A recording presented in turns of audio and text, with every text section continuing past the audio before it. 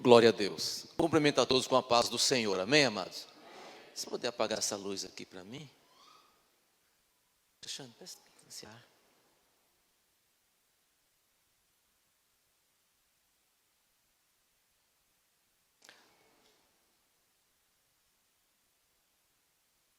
Não, só o farol aqui.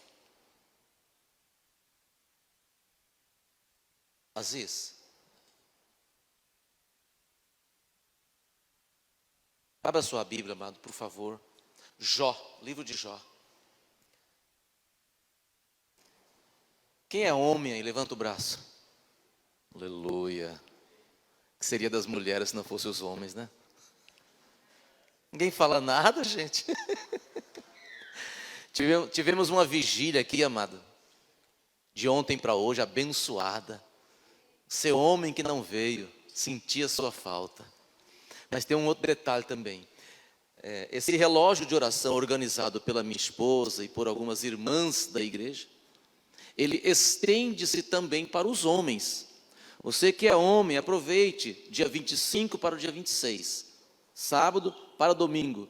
De sábado ao meio-dia até domingo ao meio-dia. Você, homem, dê o seu nome para ela ou para o Alexandre, para a Daiane.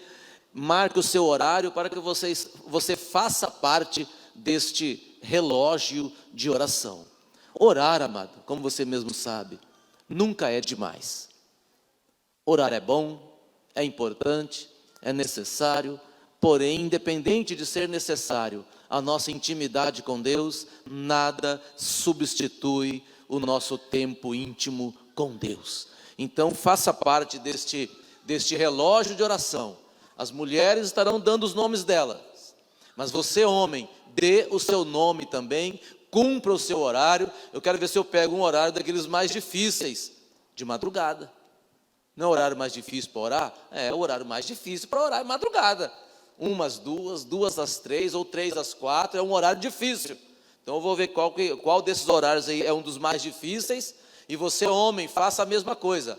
Pegue um dos horários mais difíceis também, para que possamos manter aqui 24 horas de oração. Amém, amados? Então procure a minha esposa, procure o pastor Alexandre, a Daiane, dê o seu nome e cada um cumpra o seu horário. Vamos vestir a camisa do reino espiritual. Jó capítulo 22. Jó 22. Diz bem assim.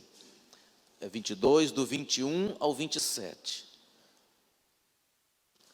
Apega-te, pois, a ele e tem paz, e assim te sobrevirá o bem. Aceita, peço-te, a lei de sua boca, e põe as palavras no teu coração. Se te voltares ao Todo-Poderoso, serás edificado. Se afastares a iniquidade da tua tenda, e deitares o teu tesouro no pó, e o ouro puro de Ofir nas pedras do ribeiro, então o Todo-Poderoso será o teu tesouro e a tua prata acumulada. Então te deleitarás no Todo-Poderoso, e levantarás o teu rosto para Deus, e orarás a Ele, e Ele te ouvirá. Amém, amados? Gosto muito desse texto. E orarás a Ele, e Ele te ouvirá. Quero pregar nesta noite, mas uma mensagem com o tema renúncias. Renúncias.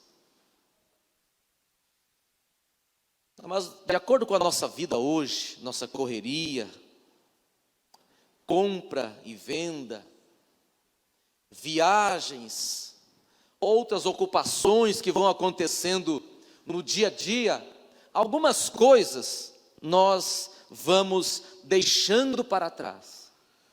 Outras coisas nós vamos nos apossando. Algumas nós doamos, outras nós compramos, e de uma forma ou de outra, tudo o que fazemos nessa vida cristã, nesta vida social, há situações que precisamos analisar, avaliar e tomar posse também de tudo aquilo que Cristo conquistou na cruz do Calvário para a igreja. Diga: eu sou igreja.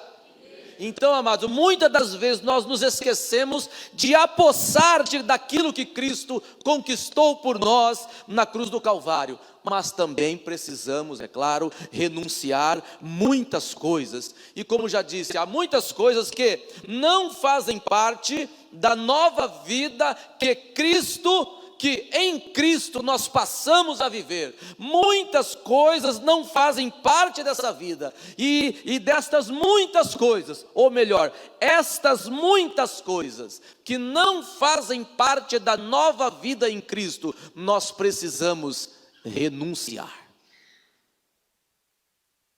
Por que renunciar, amado? Porque tem hora que deixar alguma coisa mexe com o nosso ego, mexe com o nosso eu. Renunciar a algumas coisas que não agradam a Deus precisa ser algo normal para as nossas vidas, porque o nosso alvo é Cristo.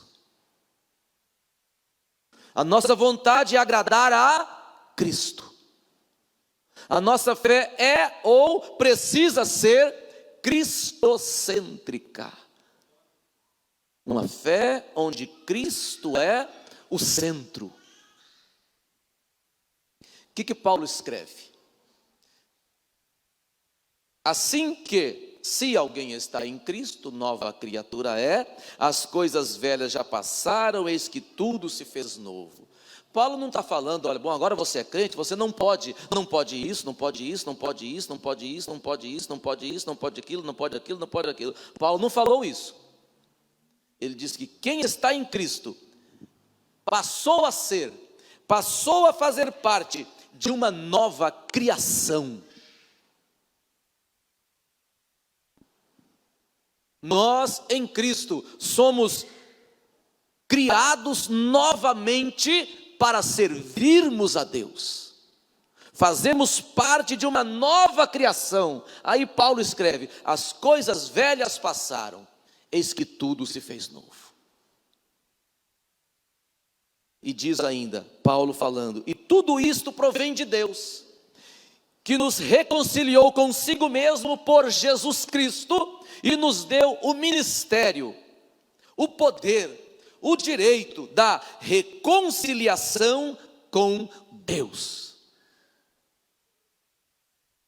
Deus estava em Cristo reconciliando consigo o mundo, não lhes imputando os seus pecados, e pôs em nós a palavra da reconciliação.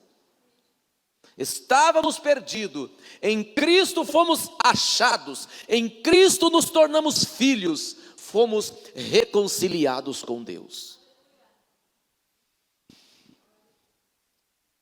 Existem muitos tipos de renúncias, amado, que nós precisamos ao longo do tempo considerar. Por exemplo, na cultura americana acontece muito. Algumas pessoas esperam chegar aos 250 quilos, 300 quilos, 340 quilos, para depois pensar em fazer uma cirurgia bariátrica. Isso acontece muito nos Estados Unidos. Muito. Aquela comida, o tal do fast food, aqueles alimentos que ajudam a pessoa a criar rapidamente bastante quilos. Aí quando chega, como já disse, né, nos 280, nos 320, a pessoa procura um cirurgião para fazer uma cirurgia bariátrica. O que ela tem que fazer antes da cirurgia? O médico fala, olha, o médico dá a ela uma receita, ela começa a controlar a alimentação, perde alguns quilos, para depois poder operar. Depois de operado, mantém a dieta, aí perde mais quilos, e se ela não obedecer à dieta, aqueles quilos excessivos começam a voltar todos novamente. Se nessa pessoa não houver uma renúncia daquela alimentação errada, do sedentarismo, ela voltará aos 300 quilos novamente. Pensou, amado, você com 300 quilos? Pensou você com 250? Com 340 quilos? Sabe o que é isso? Quando perde um pouco e volta a recuperar, desistiu da renúncia. Certas renúncias em nossa vida, amados, precisam ser constantes. 1 ano, 3 anos, e se você relaxar, lá no 5º ano os pesos vão voltando, os quilos vão voltando.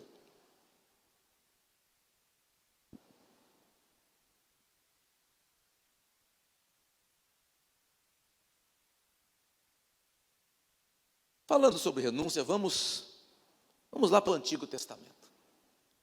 Todos conhecem, todos não, muitos aqui conhecem a história de José, o famoso José do Egito. Os irmãos dele, com inveja, o colocaram dentro de um poço. Vamos fazer agora alguma coisa com esse camarada. A inveja ardia nos irmãos de José, porque José tinha, vamos assim dizer, algo diferenciado. Aí um falou: vamos matá-lo? Não, nós não podemos derramar o sangue do nosso irmão. Que essa culpa não caia sobre nós. Que fazer? Que fazer? Que fazer?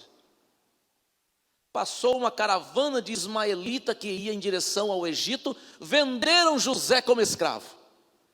Mataram um cabrito lá, sujaram de sangue uma veste ali de José, e falaram para o pai de José que uma fera do campo havia matado e devorado José. E o pai acreditou naquilo e viveu o luto do seu filho.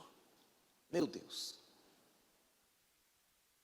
Chega lá no Egito aquela caravana, venderam José para um alto funcionário do faraó, para o rei do Egito, um funcionário rico chamado Potifar.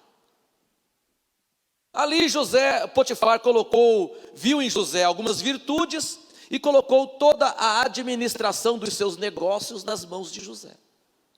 E tudo que José fazia prosperava, ao ponto de que Potifar já não sabia mais o que ele tinha em termos de bens materiais, de tanto que havia prosperado, porque Deus agia em José. Aí acontece o mistério.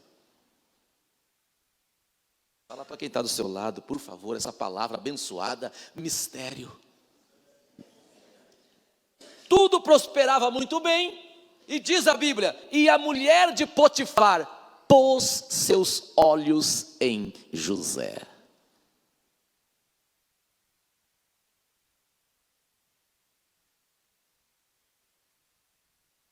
Com muito charme, ela chegou nele e disse bem assim: deita-te comigo. Meu Deus. Onde eu quero chegar com isso, amado? E continuou todos os dias: deita-te comigo. E ele falou para ela: olha, o meu patrão colocou tudo em minhas mãos e me vetou uma coisa, você, porque você é mulher dele. Cometeria eu tal loucura e pecaria contra Deus?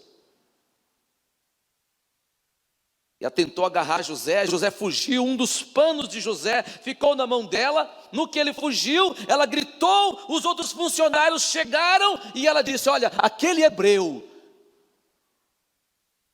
que o meu esposo o contratou para administrar os nossos negócios, investiu contra mim e tentou me desonrar. Amados, o marido dela chega, ela conta isso emocionada, o marido acreditou nela. E diz a Bíblia que a ira de Potifar se acendeu contra José. José é lançado na cadeia.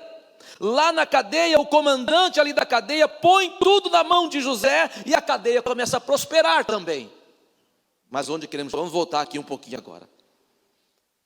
José rejeitou aquele tipo de prazer, de ilusão, de sair do propósito de Deus da vida dele, por um prazer momentâneo. José fugiu do pecado. E o que hoje eu, como pastor amado, tenho visto acontecer, não só na nossa igreja, mas em todas as igrejas evangélicas.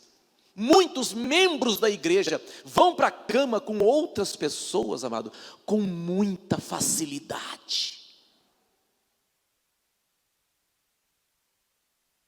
Só que a pessoa não percebe que isso nos traz também uma revelação.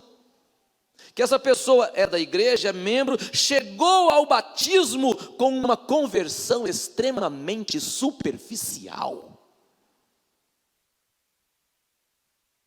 Revelando que ela mesma não tem temor a Deus nenhum. Temor a Deus não é medo de Deus, mas é zelo pelas coisas de Deus, pelo relacionamento com Deus. Isso é temor. A pessoa está ali, está na igreja, mas não é igreja. Está no meio do povo de Deus, mas vive de qualquer jeito. Você que me ouve, que acredita que Jesus Cristo é o teu Senhor e teu Salvador, esse tipo de comportamento não é de Deus para a nossa vida, é da velha natureza e não agrada a Deus.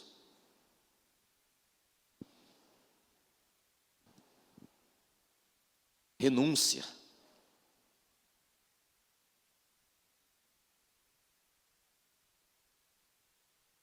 O apóstolo Paulo, amado, nos fala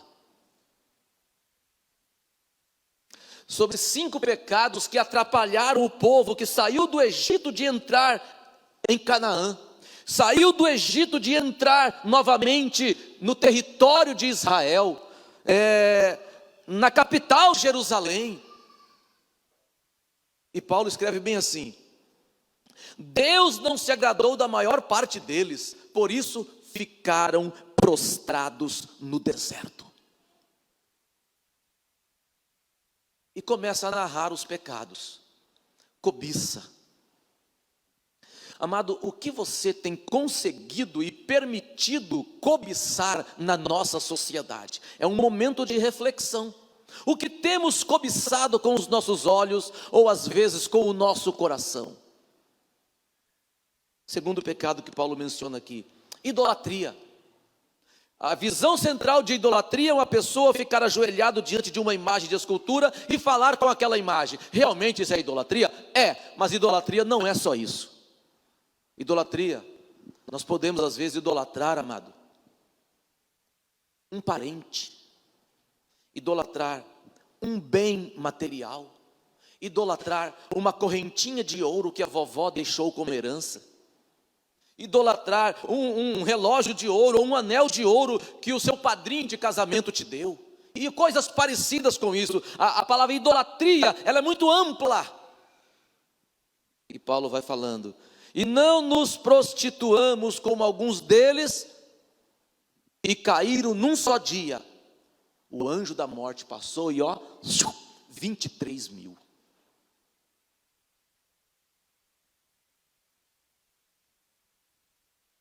E não, Paulo fala agora um outro pecado, o quarto: e não tentemos a Cristo. As pessoas ficavam desafiando a Cristo em oração, a Deus em oração, naquele contexto, agora já Novo Testamento, Cristo, só para ver se Deus estava com ele mesmo, provocando a Deus para ver se Deus manifestava o poder sobrenatural, só para ver se Deus estava ali. Amado, onde você for, Deus está com você. Quinto: e não murmureis. Não murmureis, como alguns deles murmuraram e pereceram pelo anjo destruidor. Passava o anjo da morte ali, amado, e a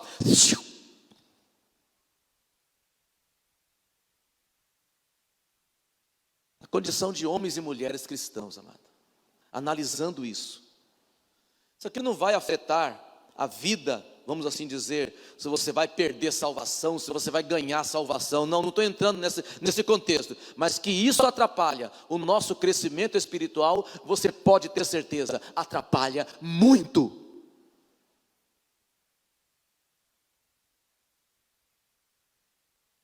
Somos crentes, salvos pela graça que há em Cristo, mas a nossa carne está viva. Somos crentes, salvos pela fé na graça que há em Cristo, mas o nosso orgulho sempre quer gritar mais alto. Somos salvos em Cristo. Às vezes perdoamos alguém de fora da igreja e não perdoamos alguém de dentro da igreja. Somos salvos pela fé que há em Cristo, mas não podemos esquecer, amado, a nossa velha natureza sempre tentará nos afastar da presença de Deus. Voltando aqui, a nossa fé cristã é uma fé, amado, inteligente, é uma fé criteriosa. E desta maneira nós devemos nos comportar ao longo da nossa caminhada. Não brinque com a palavra de Deus, não brinque com a presença de Deus, não brinque com as promessas da palavra. Sabe por quê? Preste atenção. Quando Deus fala, fugir é perigoso. Segunda, quando temos pouca comunhão com Deus, geralmente entramos em crises esquisitas e muito estranhas. Presta atenção. Em vez de respondermos para Deus, eis-me aqui, Senhor, com o nosso comportamento, nós estamos dizendo, Deus, não conte comigo. Acontece com muitos crentes. O nosso comportamento revela que estamos dizendo, Deus, não conte comigo. Eu não quero isso, amado, para a minha vida, nem para a sua, mas somos nós quem temos que decidir através do nosso comportamento, das nossas atitudes, das nossas decisões. Continua falando aqui ainda. Quando falta oração, amado, quando falta oração em nossa vida, nós perdemos o senso da direção e pegamos caminhos errados, mesmo dentro da igreja. Deixamos de ser agentes de Deus, das bênçãos de Deus, e passamos a ser pedra de tropeço na vida de outros irmãos da igreja. É forte, Brasil. Vamos lá.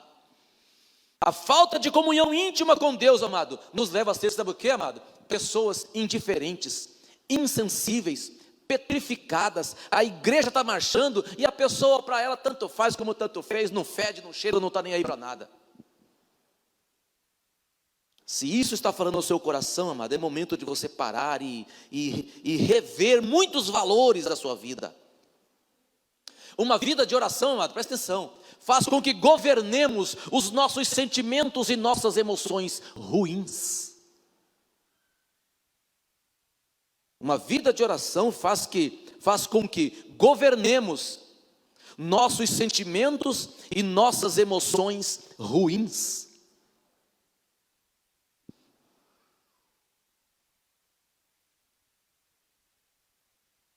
Uma vida de oração verdadeira, amado, presta atenção, faz com que o braço de Deus se mova em nosso favor e nos tire, sabe da onde? Do ventre do peixe. Sabe onde eu quero chegar? Quem parou no ventre do peixe? Uma vida de oração verdadeira faz com que o braço de Deus se mova em nosso favor e nos tira e nos livra do ventre do peixe.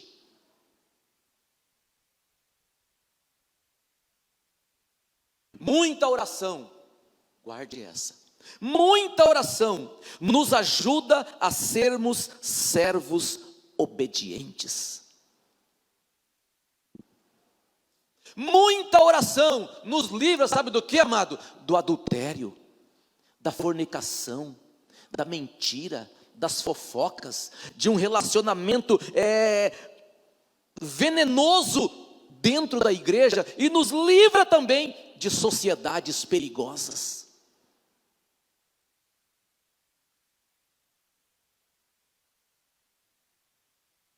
Lamento, mas nós precisamos dizer que mesmo dentro da igreja, se você for fazer uma sociedade com alguém, pense uma vez, pense 30 vezes, pense 200 vezes, porque tem pessoa na igreja que você não pode ser sócio dele, porque o Deus dele é o dinheiro. Ali não reina o bom senso, não reina a humildade, não reina uma amizade verdadeira. Então, mesmo dentro da igreja, amado, fique atento. E o que te ajuda? Muita oração.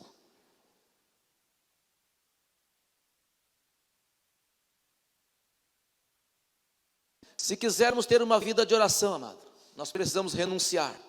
Muita coisa, muita correria fútil, ocupação de tempo à toa. Você já percebeu, amado, que nós temos tempo para tereré, para assistir futebol, para jogar futebol, para ir no shopping em Cuiabá, para fazer mais isso. Para oração não tem tempo. Um pastor veterano falou bem assim: a diferença de hoje para a geração do passado é que no passado nós orávamos horas como se fosse minuto, e hoje nós oramos minutos como se fosse horas. Olha só, colocação interessante. Um sábio disse o seguinte: as pessoas que mais fizeram para Deus neste mundo estiveram sobre seus joelhos logo pela manhã.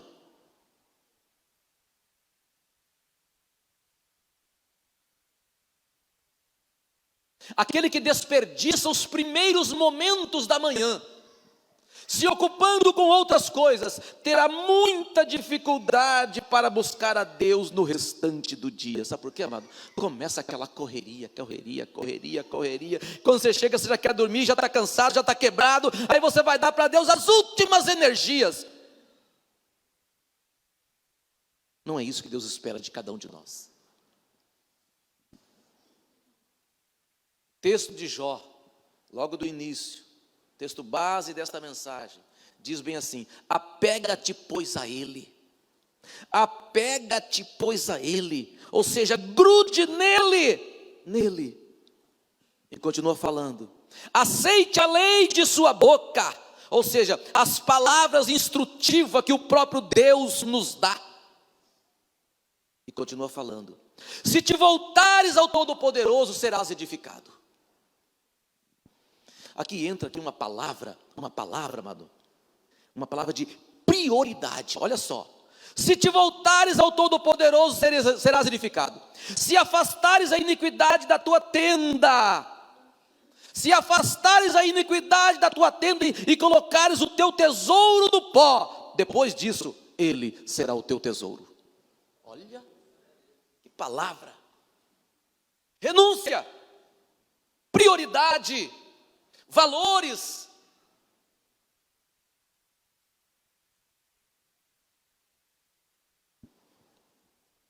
Abandono de pecado. Salomão escreve, Provérbios 28:13.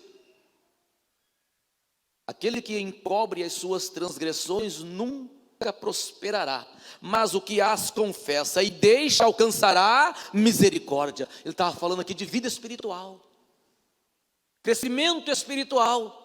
Porque lá fora, no mundão lá fora, amado, qualquer ímpio pode prosperar, beleza, deixa ele na dele. Salomão aqui está falando de coisas espirituais. Aquele que encobre as suas transgressões nunca prosperará. Amado, você que é crente, tem crente na igreja, presta atenção, tem crente na igreja, amado, que tem 20 anos de igreja, ele não cresce. Por quê, amado? Por que isso acontece? Alguma coisa tem de errado. Eu quero nesse momento levar a igreja a refletir. Alguma coisa está errada. Não tem 8 anos de igreja, 15 anos de igreja, não cresce. O que está acontecendo?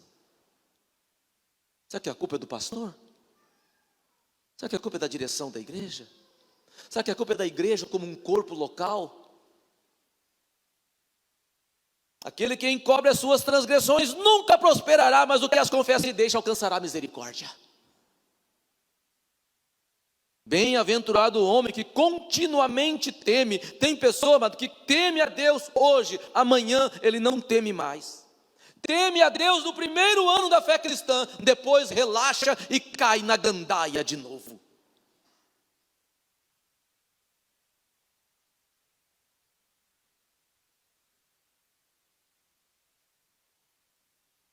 A psicologia nos mostra 13 comportamentos que nós precisamos renunciar para termos uma vida melhor no aspecto social. 13. Vou mencionar aqui rapidamente. Abandone qualquer estilo de vida não saudável. Abandone vícios. Abandone aquela alimentação que você sabe que vai te engordar. Pratique exercícios físicos. Segundo, desista daquela mentalidade de curto prazo. Faça um plano a longo prazo e a cada dia suba um degrau gradativamente e você conseguirá atingir aquele objetivo. Terceira, abandone o hábito de pensar pequeno. À medida que nos libertamos do nosso medo, nossa presença automática liberta-nos de outros medos. E tem mais, o medo de falhar é o primeiro erro que se comete. Ele é que nasce o desânimo e a desistência. Elimine as suas desculpas. A vida não consiste em ter boas cartas na mão, mas sim em jogar bem aquelas que você tem. Quinta, desista da mentalidade fixa. Desista da mentalidade fixa. Em uma mentalidade fixa, as pessoas acreditam que sua inteligência ou talento são simplesmente traços fixos e que talento sozinho gera sucesso sem esforço. Não gera, não. Sexta, abandone a crença da bala mágica. O sucesso de um dia para outro é mito. Sétima, desista do perfeccionismo. Nada será perfeito. Seu marido não será perfeito. Sua mulher não será perfeita. Seus filhos não serão perfeitos. Filhos de crente não são crentinhos. Eles vão ter as experiências deles para depois se converter e crescer espiritualmente. Esqueça essa ideia de perfeccionismo. Outra coisa, não pense que igreja é um organismo perfeito, um organismo espiritual, só de anjos e anjinhas aqui dentro. Igreja, em primeiro lugar, é gente. Gente, já falou tudo. Igreja, em primeiro lugar, não é um organismo espiritual. Igreja, em primeiro lugar, é gente. Desista de ser homo multiação, multitarefa. As pessoas bem-sucedidas, guarde isso, costumam focar num só objetivo por vez, um só objetivo de cada vez. Desista da sua necessidade de controlar tudo. Tem pessoa que quer ter tudo, ele não delega nada para ninguém. Desista dessa ideia de você controlar tudo. E vai ter momento, amado, que a única coisa que você vai controlar vai ser você mesmo, e olhe lá. Desista de dizer sim para as coisas que não levam aos seus objetivos. Evite pessoas tóxicas. Pense bem nisso aqui. Você é ou você será a soma das 5 pessoas que estão sempre perto de você. Você é ou será o resultado da soma das 5 pessoas que você está sempre perto delas.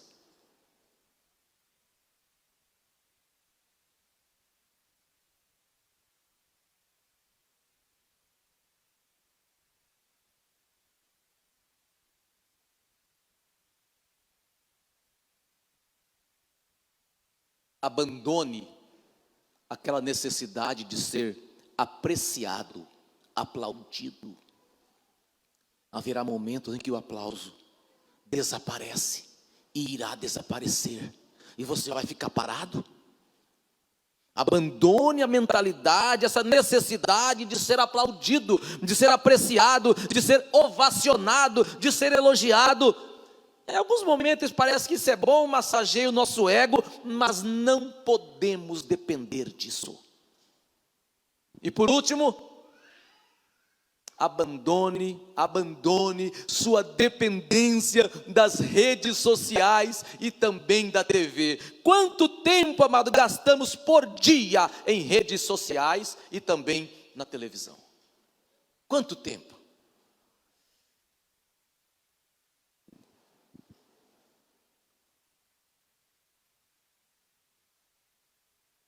Disse Jesus, em meio a uma grande multidão: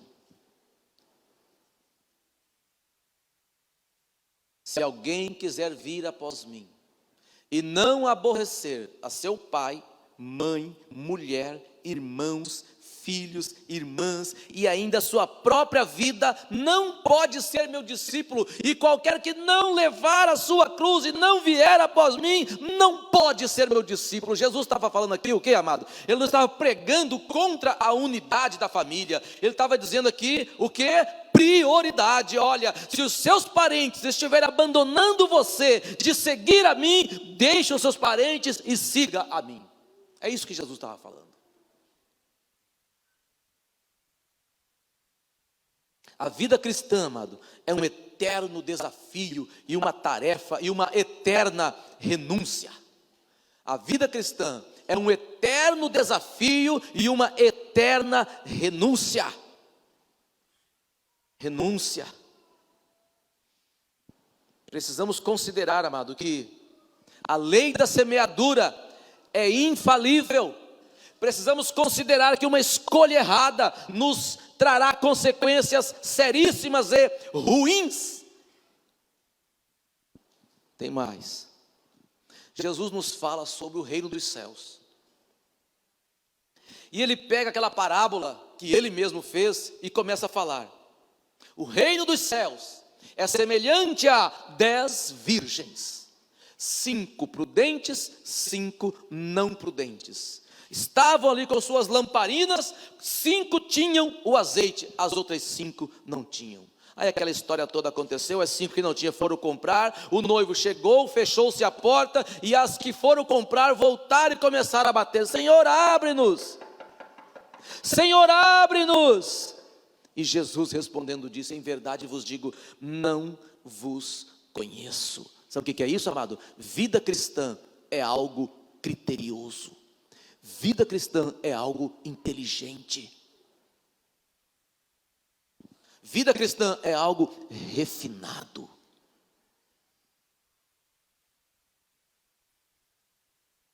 Não basta ser ou não basta estar na igreja. Precisamos ser igreja.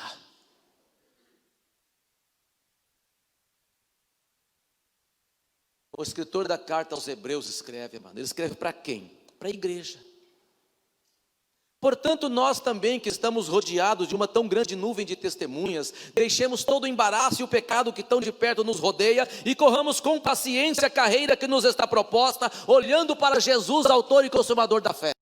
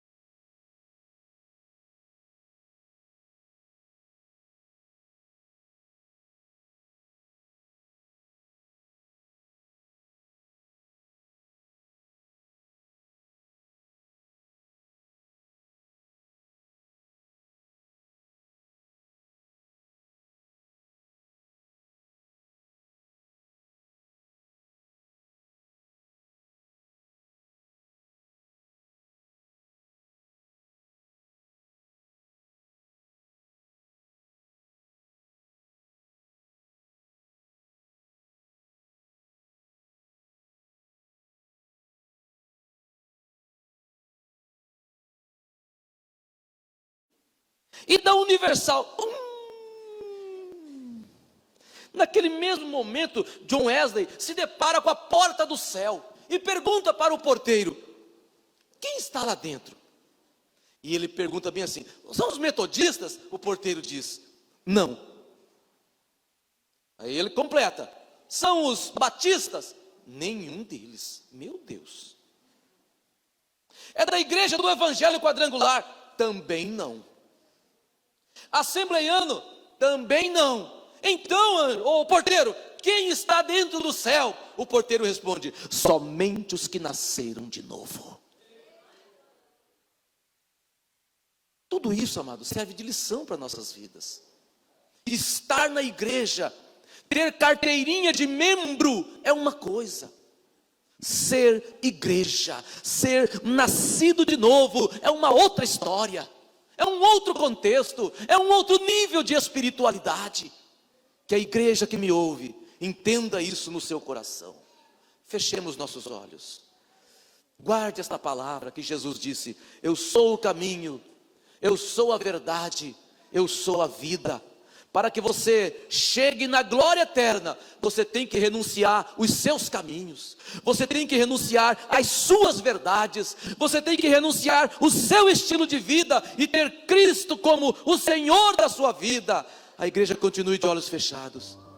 Você que começou a seguir a Cristo e parou, está tudo errado na sua vida. Você que nunca seguiu a Cristo, também está tudo errado. Jesus é o caminho, é a verdade, é a vida. Receba esse Jesus como Senhor da sua vida, como Senhor da tua família, como Senhor do teu coração. Receba Jesus, é Ele quem vai te mudar. Há alguém nessa noite, mano, que deseja dar uma chance para você mesmo em primeiro lugar. Em segundo lugar, para que Jesus possa te mudar, porque a igreja não muda você, mas o Jesus, o dono da igreja, pode te mudar. Há alguém que deseja receber Jesus como Senhor da sua vida? Levante o teu braço como um sinal. Nós como igreja queremos te ajudar, queremos entrar na sua vida para te mostrar os caminhos da palavra de Deus. Você que está desviado, você que nunca foi crente, mas entende que Jesus é o caminho, receba-o, receba-o, é Ele quem vai te mudar. Dê uma chance para Ele mudar você para o seu próprio bem. Levante o seu braço como um sinal. Há alguém nessa noite? Como pastor amado, eu insisto, sabe por quê? Porque eu conheço esse Jesus. Mudou a vida de centenas aqui, e eu conheço aqui na cidade. Pode mudar a sua vida também. Há alguém nessa noite que deseja tomar a sua decisão de seguir a Cristo? Levante o seu braço como um sinal. Um homem, uma mulher, um jovem, um adolescente. Há alguém nessa noite? A igreja te espera, o céu te espera. Mas é importante que você entenda: o inferno também te espera, e você precisa ouvir isso gritando dentro de você. Assim como o céu te espera, o inferno também te espera. É você quem decide. A Bíblia diz: escolha a vida, escolha Jesus para que vivais. Há alguém nessa noite que deseja reconciliar com Deus? Levante seu braço como um sinal.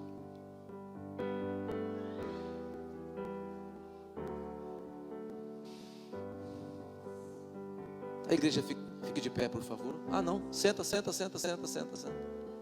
Vamos assistir uma apresentação das crianças, por favor.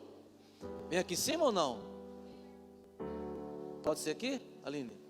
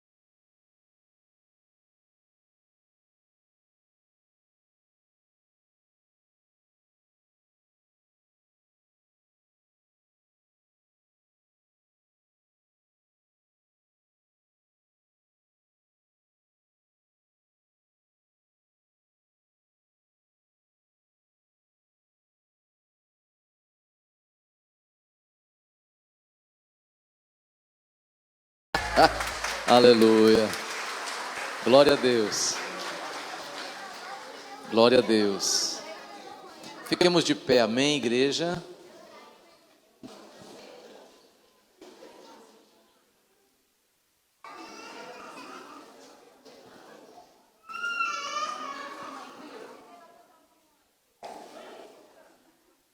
Feche os teus olhos, põe a tua mão direita no teu coração. Põe a tua mão direita no teu coração.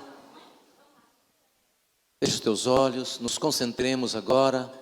Não esqueça que o relógio de oração também é para os homens do dia 25 ao 26, do meio-dia, de sábado ao meio-dia, de domingo. Quero que você, homem que gosta de orar, venha. E você que não goste, venha. Você vai aprender a gostar. É bom demais. Aleluia. Oremos. Pai, te louvamos. Te louvamos porque o Senhor é o Deus que fala ao coração da igreja. Te louvamos, Deus, porque o Senhor tem falado, tem abençoado, tem movido em direção de vidas e mais vidas que aqui estão. E também te louvamos porque o Senhor levantou neste lugar uma igreja de vencedores. Pai, despedes agora esse grupo de irmãos em paz para os lares e declaramos mais uma semana de vitória, em nome do Pai, do Filho e do Espírito Santo. Amém, igreja? Amém. Saúde o seu irmão com a paz do Senhor.